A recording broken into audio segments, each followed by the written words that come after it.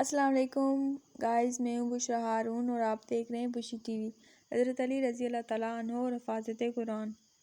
امیر المومنین مولا مشکل کشا حضرت سیدنا علی مرتضیٰ فرماتے ہیں، جب رسول کریم صلی اللہ علیہ وآلہ وسلم نے وصال ظاہری فرمایا تو میں نے قسم اٹھائی کہ قرآن مجید کو جمع کرنے سے پہلے پیٹھ سے چادر نہیں اتاروں گا۔ چنانچہ میں نے ایسا ہی کیا اور قرآن کریم کو جمع کرنے سے پہلے اپنی پیٹھ سے چادر نہیں اتاری۔ حضرت سیدنا ابو سعید خدری رضی اللہ تعالیٰ عنہ بیان کرتے ہیں کہ ہم یعنی چند صحابہ اکرام علیہ رضوان حضور نبی اکرم صلی اللہ علیہ وآلہ وسلم کے ساتھ چل رہے تھے کہ آپ صلی اللہ علیہ وآلہ وسلم کے نعل پاک کا تسمہ ٹوٹ گیا۔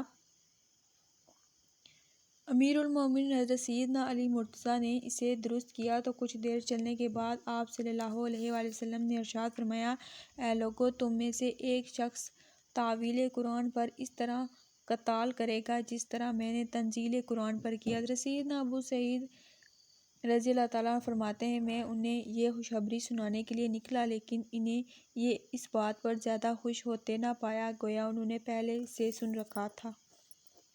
امیر المومنین مولا مشکل کشا حضرت سیدنا علی مرتضیٰ روایت کرتے ہیں کہ نور کے پیکر تمام نبیوں کے سردار حضور صلی اللہ علیہ وآلہ وسلم نے مجھ سے فرمایا، اے علی رضی اللہ تعالیٰ عنہ، مجھے اللہ نے حکم دیا ہے کہ میں تجھے قریب کروں اور علم سکھاؤں تاکہ تو اسے یاد رکھے اور یہ آیت کریمہ نازل فرمائی اور اسے محفوظ رکھے۔ وہ کان کے سن کر محفوظ رکھتا ہو، پس تیرے کان میرے علم کو محفوظ رکھنے والے ہیں۔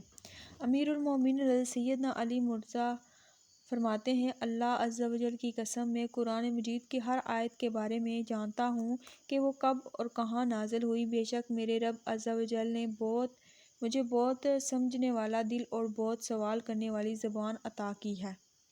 تو گائز، کیسی لگی آج کی میری ویڈیو؟ آئی ہوپ آپ کو پسند آئی ہوگی۔ اگر آپ کو میری ویڈیو اچھی لگی تو میرے چینل کو سبسکرائب کریں اور بیل آئیکن کو بھی ضرور پریس کریں تاکہ میری ہر آنے والی نئی ویڈیو آپ سب سے پہلے دیکھ سکیں۔ تھینک یو، اللہ حافظ۔